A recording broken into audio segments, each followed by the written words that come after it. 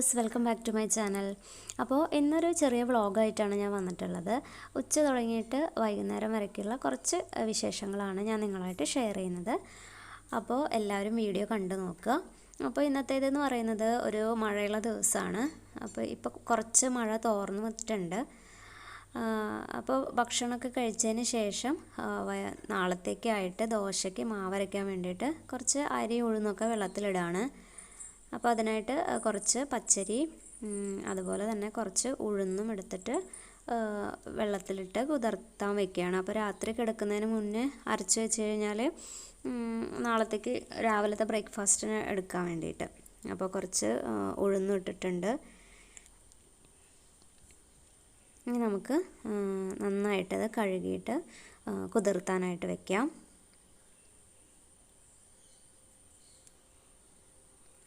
അപ്പോൾ കുതിരാൻ വെക്കുന്നതിന് മുന്നേ തന്നെ നന്നായിട്ട് കഴുകി വൃത്തിയാക്കുകയാണ് നല്ലത്. ഒരു 4-5 പ്രാവശ്യം നന്നായിട്ട് കഴുകി അതിലെ അഴുക്കൊക്കെ കളഞ്ഞിട്ട് കുതിർത്താൻ വെക്കുക. അപ്പോൾ കുതിർത്തുന്ന സമയത്ത് നല്ല തെളിഞ്ഞ വെള്ളമാവണം. അതുവരയ്ക്കും നമ്മൾ കഴുകി വൃത്തിയാക്കണം. ഇതൊക്കെ എല്ലാവർക്കും അറിയുന്ന കാര്യമാണ്.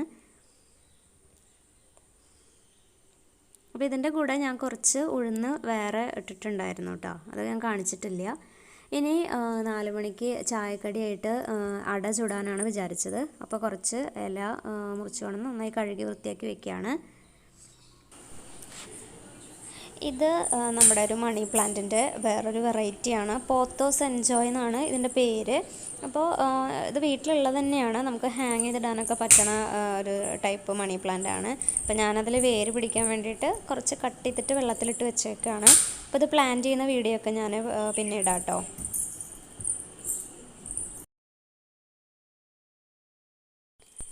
ശർക്കര വെച്ചിട്ടാണ് അട ചുടുന്നത്. അപ്പോൾ അതിനായിട്ട് കുറച്ച് ശർക്കര കുറച്ച് വെള്ളവും വെച്ചിട്ട് മെൽറ്റാവാൻ വേണ്ടി അടുപ്പത്ത് വെച്ചിട്ടുണ്ട്. ഇനി ഇത് ഉരുകി വരുമ്പോൾ അതിലേക്ക് ഒരു ഏലക്കായാണ് ഞാൻ എടുത്തിട്ടുള്ളത്. അതൊന്ന് ചതച്ചിട്ട് അതിലേക്ക് ഇടുക. അതുപോലെ തന്നെ കുറച്ച് നല്ല ജീരകം കൂടി ഇട്ട് കൊടുത്തിട്ടുണ്ട്.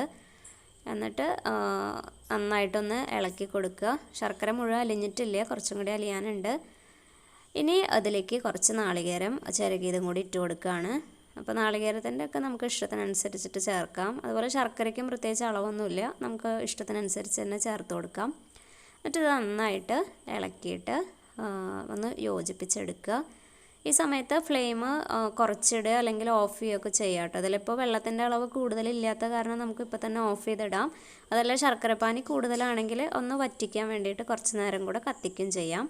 ഇനി കുറച്ച് മാത്രം നെയ്യും കൂടി ഇതിലേക്ക് ഒഴിച്ച് കൊടുത്തിട്ടുണ്ട്. നല്ലൊരു ഫ്ലേവറാണല്ലേ നെയ്യും കൂടി ഇട്ട് കഴിഞ്ഞാൽ. കണ്ട ഈ ഒരു കൺസിസ്റ്റൻസി മതി. നമുക്ക് ഇത് ചൂടാറാനായിട്ട് മാറ്റി വയ്ക്കാം. അപ്പോൾ അരിപ്പൊടി എടുക്കാൻ ഇനി അടയ്ക്കുള്ള മാവ് കുഴച്ചെടുക്കണം. അപ്പോൾ ഒരു ഗ്ലാസ് അരിപ്പൊടി എടുത്തിട്ടുണ്ട്. കുറച്ച് ഉപ്പ് ഇട്ട് കൊടുക്കുകയാണ്. ഇനി ഇത് ഇളം ചൂടുള്ള വെള്ളത്തിൽ നന്നായിട്ട് കുഴച്ചെടുക്കുക. നല്ല സോഫ്റ്റ് ആയിട്ട് തന്നെ കുഴച്ചെടുക്കുക. അടയുടെ പരുവൊക്കെ എല്ലാവർക്കും അറിയാമല്ലോ, ഞാനിപ്പോൾ പ്രത്യേകിച്ച് പറഞ്ഞു തരേണ്ട ആവശ്യമൊന്നുമില്ല, എല്ലാവർക്കും അറിയുന്ന കാര്യമാണ്. അപ്പോൾ നന്നായിട്ട് കുഴച്ചെടുക്കട്ടെ.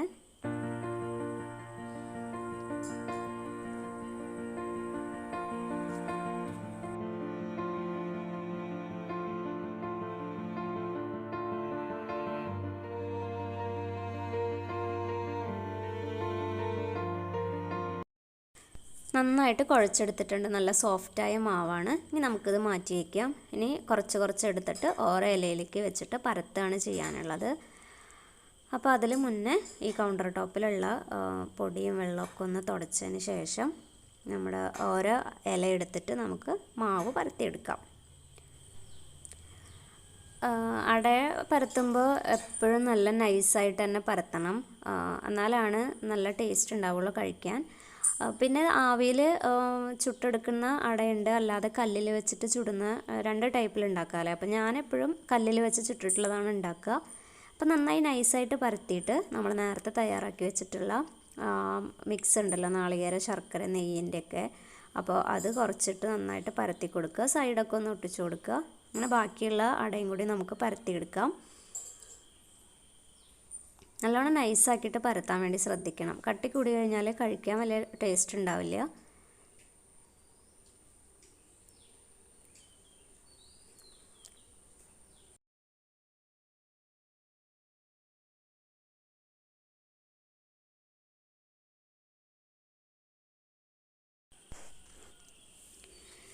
അപ്പം ഞാനിവിടെ അടയ്ക്കുള്ള മാവ് പരത്തുമ്പോൾ ഒരാൾ അപ്പുറത്ത് നിന്നിട്ട് അവളുടെ അടയ്ക്കുള്ള മാവും കൂടിയും പരത്തുന്നുണ്ട്.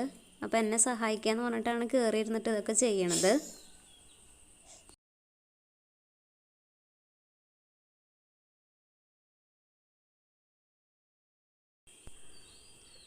അപ്പോൾ ഇത് ഒരു പഴയ ദോശക്കല്ലാണ്.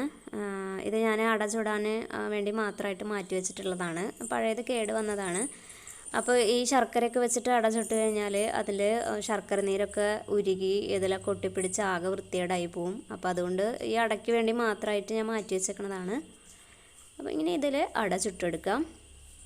അപ്പോൾ ചട്ടിയിൽ ചുട്ട അടയ്ക്കാണ് ആവിയിൽ വേവിച്ചേക്കാളും കുറച്ചുകൂടി ടേസ്റ്റ് കൂടുതലായിട്ട് എനിക്ക് തോന്നിയിട്ടുള്ളത്. അപ്പോൾ ഞങ്ങളെപ്പോഴും ഇവിടെ അങ്ങനെ തന്നെയാണ് ചെയ്യുക. രണ്ട് ഭാഗവും മറിച്ചിട്ടും തിരിച്ചിട്ടിട്ടൊക്കെ നന്നായിട്ടൊന്ന് വേവിച്ചെടുക്കുക. അതുപോലെ അതിൻ്റെ സെൻറ്റർ ഭാഗം ചിലപ്പോൾ വേവില്ല. അപ്പോൾ അതും ഒന്ന് കുത്തി നിർത്തിയിട്ട് ഒരു ഇത്തിരി നേരം അത് അവിടെയും കൂടി ഒന്ന് വേവിച്ചെടുക്കണം. ഇതുപോലെ ഒന്ന് ജസ്റ്റ് ആ സെൻറ്റർ ഒന്ന് ആവാൻ വേണ്ടിയിട്ട് ഇത്തിരി നേരം കുത്തി വയ്ക്കുക. അപ്പോൾ നന്നായിട്ട് വെന്തിട്ടുണ്ട്. ഇനി നമുക്ക് ബാക്കിയുള്ളതും കൂടിയും ചുട്ടെടുക്കാം.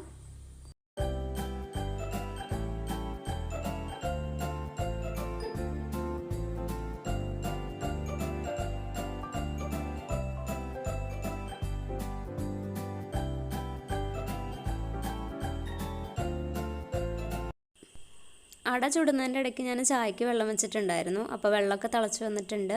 ഇതിലേക്ക് ചായപ്പൊടി ഇടുക, അതുപോലെ പഞ്ചസാരയൊക്കെ ഇട്ടിട്ട് മൂടി വയ്ക്കാം.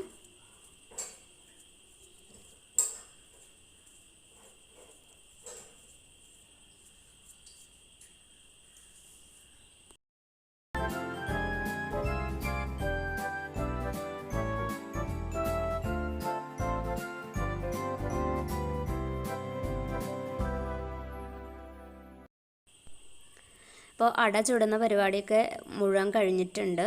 ഇനി ഈ കൗണ്ടർ ടോപ്പ് നന്നായിട്ട് തുടച്ച് വൃത്തിയാക്കി എടുക്കണം. അതുപോലെ തന്നെ കുറച്ച് പാത്രങ്ങളും കൂടിയും കഴുകാനുണ്ട്. അപ്പോൾ അതും കൂടി ഒന്ന് വേഗം കഴുകി വൃത്തിയാക്കി എടുക്കാം. അപ്പോൾ അത് കഴിഞ്ഞാൽ പിന്നെ ഇനി വൈകുന്നേരമാണ് അടുക്കളയിലേക്ക് വരേണ്ട ആവശ്യമുള്ളൂ. വൈകുന്നേരത്തെ ചോറിനുള്ള പരിപാടിക്ക് മാത്രം ഇനി വരണ്ടോ. അപ്പോൾ ഇനി ചായ കുടിക്കേണ്ട സമയമാണ്. അപ്പോൾ മഴയൊക്കെ ഉള്ള കാരണം തന്നെ നല്ല ഉമ്മറത്ത് വന്നിരുന്ന് മഴയൊക്കെ ആസ്വദിച്ച് ചായ കുടിക്കാൻ നല്ലൊരു ഫീലാണ്. അപ്പോൾ ഞാനും മോളും കൂടിയിട്ട് നല്ല കട്ടൻ ചായയും അതുപോലെ ചുട്ടെടുത്തിട്ടുള്ള ശർക്കര അടയും കൂടി കഴിക്കുകയാണ്. അപ്പോൾ ഞങ്ങളുടെ കഴിച്ച് കഴിഞ്ഞപ്പോൾ ഒരു പീസ് നമ്മുടെ നിക്കിക്ക് കൊടുക്കാൻ വേണ്ടി പോവാണ്. അപ്പോൾ നിക്കീനെ കുറച്ച് പേർക്കെങ്കിലൊക്കെ അറിയാം.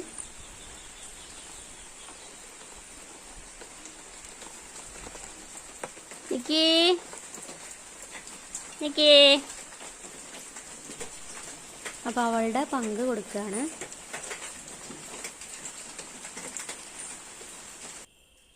പിന്നെ വൈകുന്നേരമാണ് കേട്ടോ ഇങ്ങനെ കാണിക്കുന്നത്. വൈകുന്നേരം വിളക്കൊക്കെ കത്തിച്ച് കഴിഞ്ഞതിന് ശേഷം ആണ് പിന്നെ അടുക്കളയിലേക്ക് വരുന്നത്.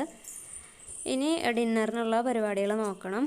അപ്പോൾ കുറച്ച് ചിക്കൻ കറി കുറച്ച് ബാക്കി ഉണ്ടായിരുന്നു. അപ്പോൾ അതൊന്ന് ചൂടാക്കുകയാണ് രാത്രിക്ക് വേണ്ടിയിട്ട്. ഉരുളൻകിഴങ്ങൊക്കെ ഇട്ട് വറുത്തരച്ച് വെച്ച ചിക്കൻ കറിയാണിത്.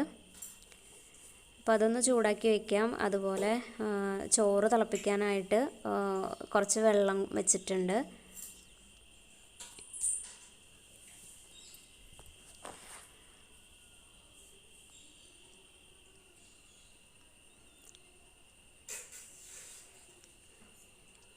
ഇനി വൈകുന്നേരത്തേക്ക് കുറച്ച് മോര് കാച്ചാമെന്നാണ് വിചാരിച്ചത്. അപ്പോൾ മോര് കാച്ചാനായിട്ട് ഒരു ചെറിയ ചീഞ്ചട്ടി എടുത്തിട്ടുണ്ട്. അതിലേക്ക് കുറച്ച് വെളിച്ചെണ്ണ ഒഴിച്ചു കൊടുക്കുക. മോരൊക്കെ കാച്ചാൽ എല്ലാവർക്കും അറിയാമായിരിക്കുമല്ലോ, ഞാൻ പ്രത്യേകിച്ച് പറയേണ്ട ആവശ്യമൊന്നുമില്ല. എന്നാലും ഞാൻ ജസ്റ്റ് ചെയ്യുന്നതൊന്ന് കാണിക്കുന്നുണ്ട്. അപ്പോൾ എണ്ണ ചൂടായി വന്നപ്പോൾ കുറച്ച് കടുക് ഇട്ടിട്ടുണ്ട്. അതുപോലെ കുറച്ച് ഉലുവയും കൂടി ഇട്ട് പൊട്ടിക്കുക. ഉലുവയും പൊട്ടി വന്നാൽ 2-3 പച്ചമുളക് കീറിയിട്ടിട്ട് കൊടുത്തിട്ടുണ്ട്.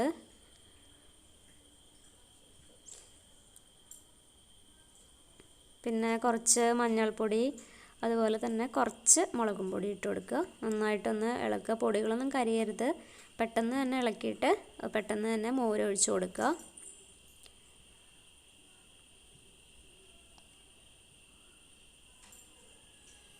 വളരെ എളുപ്പമാണ് മോര് കാച്ചാൽ, എല്ലാവർക്കും അറിയുന്ന ഒരു കാര്യം തന്നെയാണ്.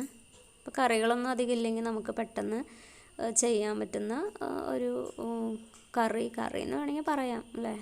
ആവശ്യത്തിന് ഉപ്പും കൂടി ഇട്ട് കൊടുക്കുക. എന്നിട്ട് തിളയ്ക്കേണ്ട ആവശ്യമൊന്നുമില്ല. നന്നായിട്ടൊന്ന് ചൂടായിട്ട് വരുമ്പോൾ ഫ്ലെയിം ഓഫ് ചെയ്യുക. അപ്പോൾ അത്രയേ ഉള്ളൂ മോര് കാച്ചൽ.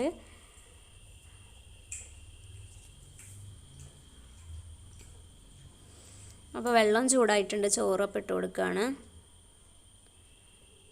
അത് നന്നായിട്ടൊന്ന് ഇളക്കുക. അതിനുശേഷം കുറച്ച് നേരം മൂടി വയ്ക്കുക. ഒന്ന് തള വന്നു കഴിഞ്ഞാൽ നമുക്ക് ഊറ്റിയെടുക്കാം.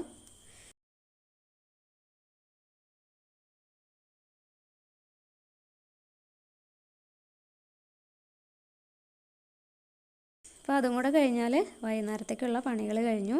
ഇനി നാളത്തേക്ക് നമ്മൾ നേരത്തെ ഉഴുന്നൊക്കെ ഇട്ടുണ്ടായിരുന്നു അല്ലേ, അപ്പോൾ അതൊക്കെ ഒന്ന് അരച്ചെടുക്കണം. ഇത് കുറച്ച് ഉഴുന്ന് മാത്രം ഞാൻ വേറെ ഇട്ടതാണ്. പിന്നെ ഇതിൽ അരിയും ഉഴുന്നും കൂടിയിട്ട് ദോശയ്ക്ക് ആയിട്ട് മാറ്റി വെച്ചിട്ടുണ്ടായിരുന്നില്ലേ, അതാണിത്. അപ്പോൾ നമുക്ക് ആദ്യം തന്നെ ഈ ഉഴുന്ന് അരച്ചെടുക്കാം. ഉഴുന്ന് മാത്രമുള്ളത് അത് ഞാൻ ഉഴുന്നുവട ഉണ്ടാക്കാൻ വേണ്ടിയിട്ട് നാളെ രാവിലേക്ക് വേണ്ടിയിട്ട് ഇട്ടതാണ്. അപ്പോൾ ഇന്ന് രാത്രി അരച്ച് വെച്ച് കഴിഞ്ഞാൽ മാവൊക്കെ നന്നായിട്ട് പൊന്തി വരും. അപ്പോൾ നല്ല സോഫ്റ്റ് ആയിട്ടുള്ള ഉഴുന്നുവട കിട്ടും. ഉഴുന്ന് അരയ്ക്കാനായിട്ട് കുറച്ച് വെള്ളമാണ് നമ്മൾ ഒഴിക്കാൻ പാടുള്ളൂ, വളരെ കുറച്ച് മാത്രം. നല്ല ലൂസായി പോകരുത് മാവ്. അപ്പോൾ അത് അരയാൻ വേണ്ടിയിട്ട് മാത്രമുള്ളൊരു അല്പം വെള്ളം ഒഴിച്ചിട്ട് നന്നായിട്ട് അരച്ചെടുക്കാം. കണ്ട, നന്നായിട്ട് അരച്ചെടുത്തിട്ടുണ്ട്. നല്ല കട്ടിയിൽ തന്നെയാണ് ഇരിക്കുന്നത്. നമ്മൾ കയ്യിലെടുത്ത് കഴിഞ്ഞാൽ ഇങ്ങനെ കിട്ടണം. ഒഴുകണ പോലെയല്ല, നല്ല തിക്കായിട്ട് തന്നെ അരച്ചെടുക്കുക. എന്നിട്ട് ഇത് നമുക്കൊരു പാത്രത്തിലേക്ക് മാറ്റി വയ്ക്കാം. തലേദിവസം അരച്ചിട്ട് പിറ്റേ ദിവസം ഉഴുന്നുവട ഉണ്ടാക്കുകയാണെങ്കിൽ നമുക്കതിൽ സോഡാപ്പൊടി ഒന്നും ചേർക്കേണ്ട ആവശ്യമില്ല. നല്ല സോഫ്റ്റായിട്ടുള്ള ഉഴുന്നുവട തന്നെ കിട്ടും. അതുപോലെ ഈവനിങ്ങിൽ ഉണ്ടാക്കാൻ വിചാരിക്കണമെങ്കിൽ രാവിലെ ഉഴുന്ന് അരച്ചിട്ട് വെക്കുക. അപ്പോഴാണ് വൈകുന്നേരം ഉണ്ടാക്കാറാകുമ്പോഴേക്കും അത് നന്നായിട്ട് പൊങ്ങി വരുള്ളൂ. ഇനി ഇതിൽ വേറെ ഒന്നും ചേർക്കണില്ല, ഉഴുന്ന് മാത്രം അരച്ചിട്ട്, ഉപ്പൊന്നും ചേർക്കില്ല. അതുപോലെ അതിലേക്കുള്ള ബാക്കിയുള്ള സാധനങ്ങളൊക്കെ നാളെ രാവിലെയാണ് ചേർക്കുക. നന്നായിട്ട് മിക്സ് ആക്കിയിട്ട് അത് മാറ്റി വയ്ക്കുക. ഇനി നമ്മുടെ ദോശയ്ക്കുള്ളത് അരച്ചെടുക്കാം.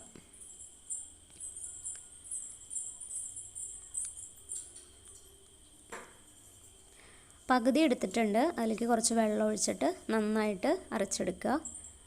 അതൊരു പാത്രത്തിലേക്ക് മാറ്റിയിട്ടുണ്ട്.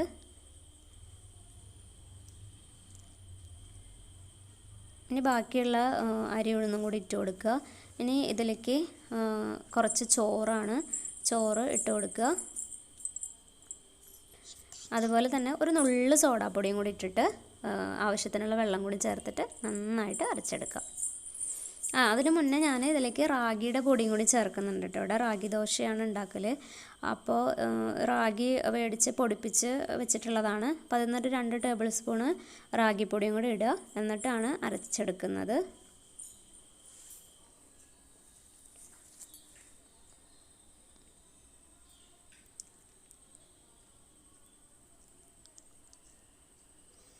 ഇനി ഇത് നന്നായിട്ട് മിക്സാക്കി എടുക്കുക. ഒരു വിസ്ക് ഉപയോഗിച്ചിട്ട് നന്നായിട്ട് മിക്സ് ആക്കുന്നുണ്ട്. ഉപ്പൊന്നും ഇന്ന് ചേർക്കുന്നില്ല കേട്ടോ, അതും നാളെ തന്നെയാണ് ചേർക്കൽ. ഇന്ന് ചേർത്ത് വെച്ചാലും കുഴപ്പമൊന്നുമില്ല. ഇനി മാവൊക്കെ പൊങ്ങാനായിട്ട് മാറ്റി വയ്ക്കാം. അപ്പോൾ മുന്നത്തെ എൻ്റെ വീഡിയോ കണ്ടവർക്കറിയാം, ഞാൻ എപ്പോഴും മാവ് പുളിക്കാൻ വയ്ക്കുന്നത് ഈ ഒരു സെറ്റപ്പിലാണ്. അപ്പോൾ ദോശയ്ക്കുള്ള മാവ് അതിൻ്റെ ഉള്ളിലേക്ക് ഇറക്കി വയ്ക്കുക, അടുപ്പിൻ്റെ ഉള്ളിലേക്ക്. രാവിലെ തീ കത്തിച്ച കാരണം കുറച്ച് ചൂടുണ്ട്. അപ്പോൾ ചൂട് പോവാതിരിക്കാൻ വേണ്ടി മൂടി കൊണ്ട് അടച്ചിട്ടുമുണ്ട്. ഇത് ഉഴുന്നുവടയ്ക്കുള്ള ഉഴുന്ന് മാത്രം അരച്ച മിക്സാണ്. അപ്പോൾ അത് ഇവിടെയും വെക്കുക. അപ്പോൾ ഇതിലും ചെറിയൊരു ചൂടൊക്കെ കിട്ടും. ഇനി അതവിടെ ഇരുന്ന് പൊങ്ങട്ടെ. അപ്പോൾ ബാക്കിയുള്ള പണി, നമ്മുടെ പാത്രങ്ങൾ കുറച്ചും കൂടി ഉണ്ട്. അപ്പോൾ അതൊന്ന് കഴുകി വയ്ക്കുക. അതുപോലെ അടുക്കളയൊക്കെ ഒന്ന് വൃത്തിയാക്കി ഇടുക. അപ്പോൾ ഇന്നത്തെ പണി അത്രയേ ഉള്ളൂ. ഇനി ഫുഡ് കഴിക്കുക, കിടക്കുക, അത്രയേ ഉള്ളൂ.